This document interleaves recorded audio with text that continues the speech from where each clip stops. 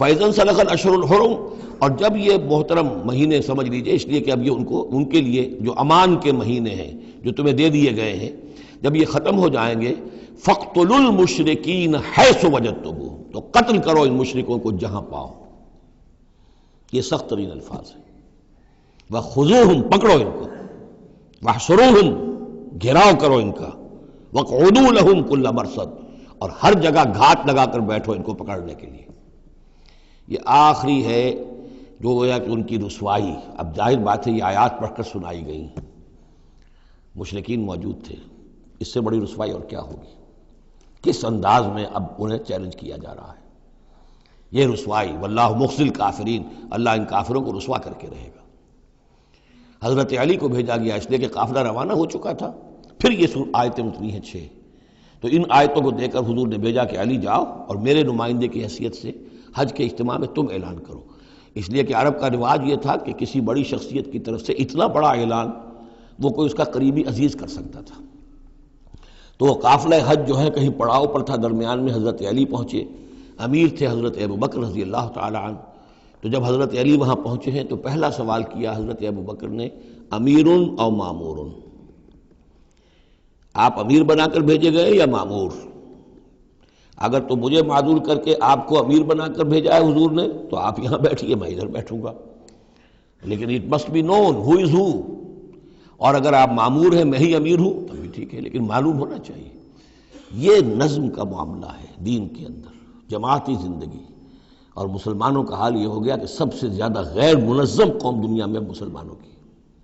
یہاں یہ کہ آتے ہی پہلی بات یہ ہو رہی ہے امیرون اور مامورون، بات طے ہو جانی چاہیے۔ آپ امیر ہو کر آئے ہیں تو میں چارج دیتا ہوں آپ کو، اور مامور ہے تو مجھے معلوم ہونا چاہیے۔ ان کا مامورون، میں مامور ہی بنا کے بھیجا گیا ہوں، امیر الحج آپ ہی ہیں۔ البتہ ان آیات کا اعلان میں کروں گا حضور کی طرف سے حج کے اجتماع میں، اس میں یہ اعلان ہو رہا ہے۔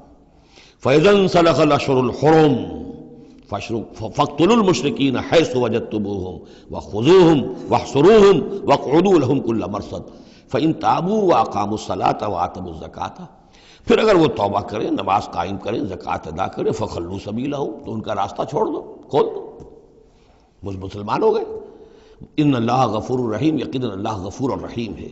وَإِنْ أَحَدٌ مِّنَ الْمُشْرِكِينَ اسْتَجَارَكَ، اور اگر مشرکین میں سے کوئی شخص آپ سے پناہ طلب کرے، حتیٰ یسمع کلام اللہ، اتنا بڑا ہمیں الٹیمیٹم دے دیا گیا ہے، بہت سے لوگ ہوں گے ابھی تک انہوں نے توجہ کی ہی نہیں، سوچا ہی نہیں محمد کیا کہہ رہے ہیں، کیا دعوت ہے۔ اب یہ کہ تمام جزیرہ نما عرب کے لوگوں کو اتنا بڑا الٹیمیٹم آ گیا ہے تو وہ سنجیدگی سے سوچنے پہ مجبور ہوئے کہ یہ کیا بات ہے، کیا دعوت ہے جس کے لیے ہمیں یہ الٹیمیٹم دے دیا گیا۔ تو اگر ان میں سے کوئی آپ سے امن مانگے، امان مانگے، پناہ طلب کرے تاکہ وہ آپ کے پاس آ کر اللہ کا کلام سنے، حتیٰ یسمع کلام اللہ، یہ آیت میں نے کوٹ کی تھی تعارف قرآن میں کہ قرآن اللہ کا کلام ہے، وہ اس حوالے سے حتیٰ یسمع کلام اللہ، یہاں تک کہ وہ آپ کے پاس آئیں، اللہ کا کلام سنیں، ثم ابلغہ مامنا، پھر انہیں ان کی امن کی جگہ پر پہنچا دیں۔ یہ نہ ہو کہ وہیں کہہ گیا اب کرو فیصلہ، اسلام قبول کرتے ہو کہ نہیں کرتے، ورنہ تمہاری گردن اڑاتے ہیں، نہیں، وہ امان لے کر آیا تھا، کلام اللہ سننا چاہتا تھا، اب فیصلہ وہ جو بھی کرے لیکن اس کو جا کر اپنے گھر اس کے امن کی جگہ تک پہنچا دو۔ ثم ابلغہ مامنا ذالک بانہم قوم لا یعلمون، اور یہ اس لیے کہ یہ لوگ ہیں کہ جو علم نہیں رکھتے، انہیں پتہ ہی نہیں ہے، یہ ابھی تک غافل ہی رہے، انہوں نے سنجیدگی سے سوچا ہی نہیں ہے کہ یہ دعوت کیا ہے۔ یہ 6 آیات جو ہیں ان کا سلسلہ اب جڑے گا چوتھے رکوع کے ساتھ جا کر۔ اب جو دوسرا رکوع اور تیسرا رکوع آ رہے ہیں یہ ہے کہ جو سن 8 ہجری میں فتح مکہ سے قبل نازل ہوئے، اور اس میں مسلمانوں کو آمادہ کیا جا رہا ہے قریش کے خلاف جنگ کرنے کے لیے۔ اگرچہ جنگ بالفعل نہیں ہوئی لیکن کیا معلوم تھا، ممکن ہے خونریزی ہو جائے، ممکن ہے مکے کی گلیاں جو ہیں وہ خون کی ندیاں جو ہیں اس میں بہنے لگے، سارے اندیشے تھے۔ وہ تو جو ہو گیا وہ تو بعد میں معلوم ہوا کہ کیا ہوا ہے، لیکن بہرحال اس میں جو ریلیکٹنس تھی، کچھ لوگوں میں بربنائے منافقت، کچھ لوگوں میں بربنائے شرافت اور ایک سادہ لوحی، کچھ لوگوں میں اس وجہ سے کہ ان کے اعزاء اور اقربا وہاں تھے اور انہیں اندیشہ یہ تھا کہ کہیں وہ گیہوں کے ساتھ وہ گھن بھی نہ پس جائے۔ کیف یکون للمشرکین عہد عند اللہ وعند رسولہ، اصل میں یوں ذہن میں رکھیے کہ جو صلح حدیبیہ ہوئی تھی اس کو خود قریش کے حلیف قبیلے نے توڑ دیا، اور اب حضور صلی اللہ علیہ وسلم سے آج سیرت میں آپ نے پڑھا ہی ہوگا کہ ابو سفیان جو سردار ہیں مکے کے، وہ آئے ہیں چل کر یہ درخواست لے کر کہ حضور اس صلح کی تجدید کر دیجئے۔ حضور نے تجدید نہیں کی، سفارشیں بھی کروائیں انہوں نے جو بھی کروا سکتے تھے، حضرت علی سے کوشش کی، اپنی بیٹی حضرت ام حبیبہ رضی اللہ تعالی عنہ وہ حضور کی زوجہ محترمہ تھی، وہاں گئے، انہوں نے بھی مطلب یہ کہ کوئی حوصلہ نہ دیا، بلکہ وہاں تو واقعی اور ہو گیا کہ وہ گئے اپنی بیٹی کے ہاں، حضور کا بستر بچھا ہوا تھا، بیٹھنے لگے تو ام حبیبہ رضی اللہ تعالی عنہ نے فرمایا کہ ابا جان ذرا ٹھہریے، وہ ٹھٹک کر کھڑے رہ گئے تو بستر طے کر دیا، اب بیٹھ جائیے۔ اب یہ سردار قریش، انہوں نے کہا کہ یہ بستر میرے لائق نہیں تھا یا میں اس بستر کے لائق نہیں تھا۔ حضرت ام حبیبہ فرماتی ابا جان آپ اس بستر کے لائق نہیں ہیں، یہ نبی کا بستر ہے اور آپ ناپاک ہیں، آپ مشرک ہیں، تو اب کیا کہیں، ان سے سفارش کرو میری۔ معلوم ہوا کہ وہ ساری گئے تو تھے اس لیے کہ بیٹی سے سفارش کروا دیں گے تو شاید زبان میں نہ کھل سکی ہو، پر اس وقت ہو سکتا ہے کہ بہت سے لوگوں نے یہ چیمے گوئیاں کی ہو کہ دیکھیے اچھی بات نہیں ہے، صلح اچھی بات ہوتی ہے، اب یہ قریش کا سردار آیا ہے، گڑ گڑا رہا ہے، سفارشیں کروا رہا ہے، تو صلح کر لینی چاہیے، کیوں صلح نہیں کر رہے حضور؟ اس کو پس منظر میں رکھیے، تب یہ آیتیں آپ کی سمجھ میں آئیں گی۔ کیف یکون للمشرکین عہد عند اللہ، کیسے ہو سکتا ہے مشرکین کے لیے کوئی عہد اللہ کے نزدیک، وعند رسولہ اور اس کے رسول کے نزدیک، الا الذین عاہدتم من المسجد الحرام، سوائے ان کے کہ جن کے ساتھ تم نے معاہدہ کیا تھا مسجد حرام کے پاس، صلح حدیبیہ، فما استقاموا لکم فاستقیموا لہم، تو جب تک وہ اس پر قائم رہے، سیدھے رہے تمہارے لیے، تم بھی قائم رہو، سیدھے رہو۔ ان اللہ یحب المتقین، لیکن اللہ تعالیٰ متقیوں کو پسند کرتا ہے۔ یعنی جب تک انہوں نے نہیں توڑا تھا معاہدہ، ہم نے بھی پیروی کی، ہم نے اس کی پوری جو ہے پوری پابندی کی، لیکن یہ کہ اب جب کہ ان کی طرف سے یہ توڑا جا چکا ہے تو اب کوئی دباؤ نہیں ہے، کوئی اخلاقی اصول نہیں ہے کہ لازماً معاہدے کی تجدید کی جائے، اب صورتحال کو دیکھنا ہے۔ حضور کو پورا اندازہ ہو چکا تھا کہ اب ان مشرکین میں اتنا دم نہیں ہے کہ وہ مقابلہ کر سکے، تو معاہدے کا مطلب کیا ہوتا کہ کفر اور شرک کو ایک فریش لیز آف ایگزسٹنس دے دیا جائے۔ 10 سال کے لیے اگر معاہدہ کر لیں، 10 سال کے لیے کفر جو ہے ڈنکا بجائے گا مصر کے اندر، فائدہ کیا ہوگا اس حرم کے اندر اور مکے کے اندر، تو حضور کو پورا اندازہ تھا، اس لیے آپ نے تجدید نہیں کی۔ کیف وَإِن يَظْهَرُوا عَلَيْكُمْ، کیسے جبکہ اگر وہ تم پر کہیں قابو پا لیں، غالب آ جائیں، لا يرقبوا منکم الا ولا ذمہ، تو ہرگز لحاظ نہیں کریں گے نہ تمہاری قرابت کا نہ عہد کا۔ ان کے ہاں تو نہ قرابت کے کوئی معنی ہے نہ معاہدے کے کوئی معنی ہے، معاہدہ جب بھی چاہا توڑ دیا، قرابت داری کے خلاف کیا۔ یرضونکم بافواہہم، جو آئے ہیں صلح کی تجدید کرنے کے لیے اور چاپلوسی کر رہے ہیں، وہ چاہتے ہیں کہ تمہیں راضی کر لیں اپنے منہ سے، وتابا قلوبہم، اب بھی ان کے دل انکاری ہیں، دل اب بھی نہیں مان رہے، واکثرہم فاسقون، اور ان کی اکثریت فاسقین پر مشتمل ہے۔ اشتروا بآیات اللہ ثمنا قلیلا، یہ وہی لوگ ہیں جنہوں نے اللہ کی آیات کو فروخت کیا ہے حقیر سی قیمت کے عوض، اپنی چودراہٹیں، اپنی سیادتیں، حق کو پہچاننے کے باوجود۔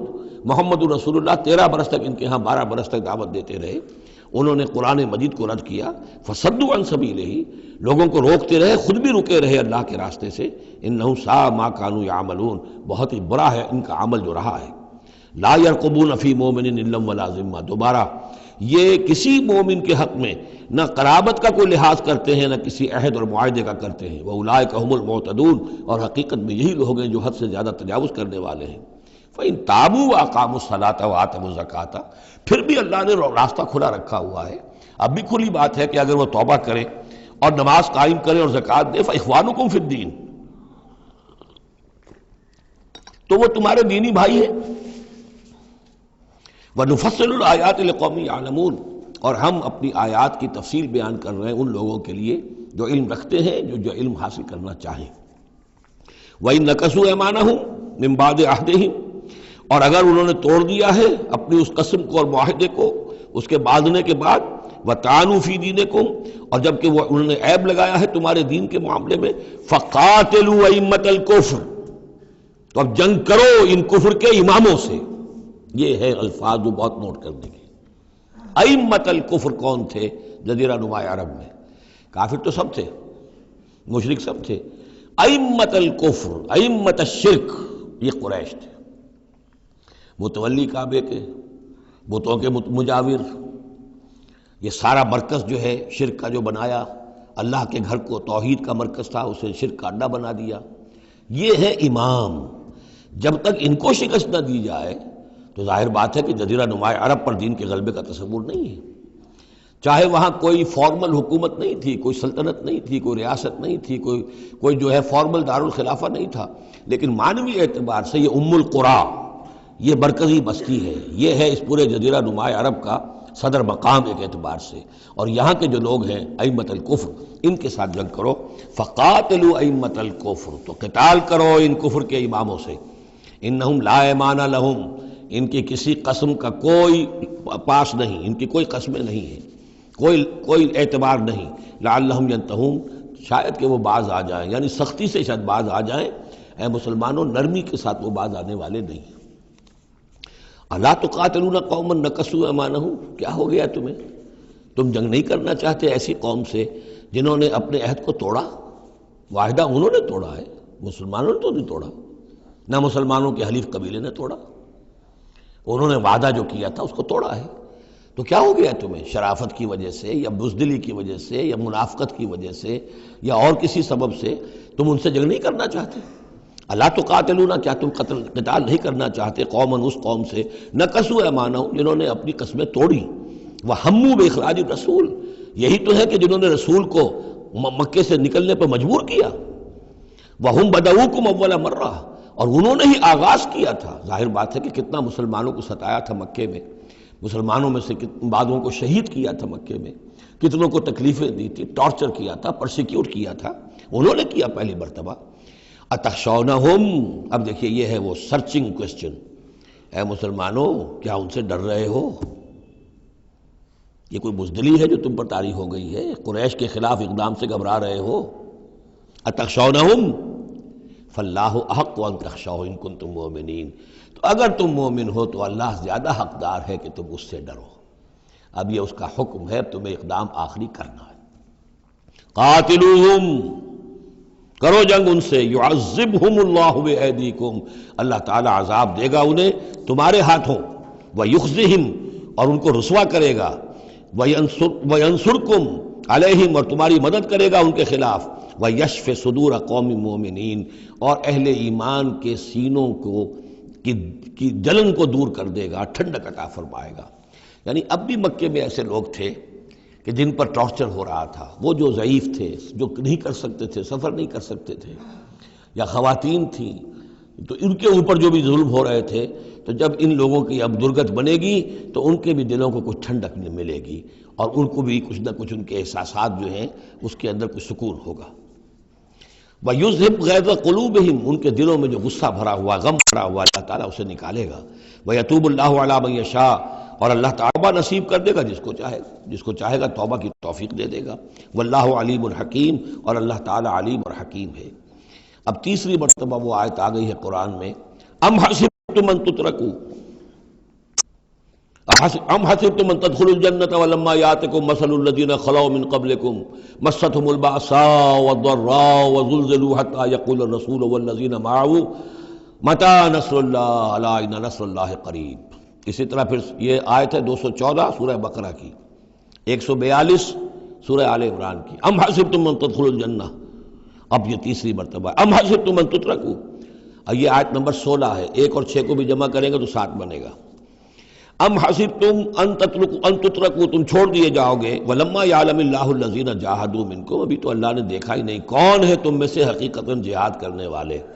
دوسری قوموں کے خلاف جہاد کرنا اور تھا، اب اپنی قوم کے خلاف جہاد کرنے کے لیے جانا، ظاہر بات ہے کہ اس کے اندر ایک اور اضافی امتحان ہے جو اللہ تمہارا لے لینا چاہتا ہے۔ وَلَمْ يَتَّخِذُوا مِن دُونِ اللَّهِ وَلَا رَسُولِهِ وَلَا الْمُؤْمِنِينَ وَلِيًّا، اور دیکھ لینا چاہتا ہے اللہ کہ کون ہے وہ لوگ کہ جو اللہ کے سوا اور اس کے رسول کے سوا اور اہل ایمان کے سوا کسی کے ساتھ دلی تعلق، دلی محبت اور دلی رازداری کا کوئی تعلق نہیں رکھتے۔ یہ رشتے جب تک کٹیں گے نہیں ایمان کی تلوار سے، اس وقت تک تمہارا خلوص جو ہے اللہ کے ساتھ اور دین کے ساتھ وہ کیسے ثابت ہوگا؟ واللہ خبیر بما تعملون، اور جو کچھ تم کر رہے ہو اللہ اس سے باخبر ہے۔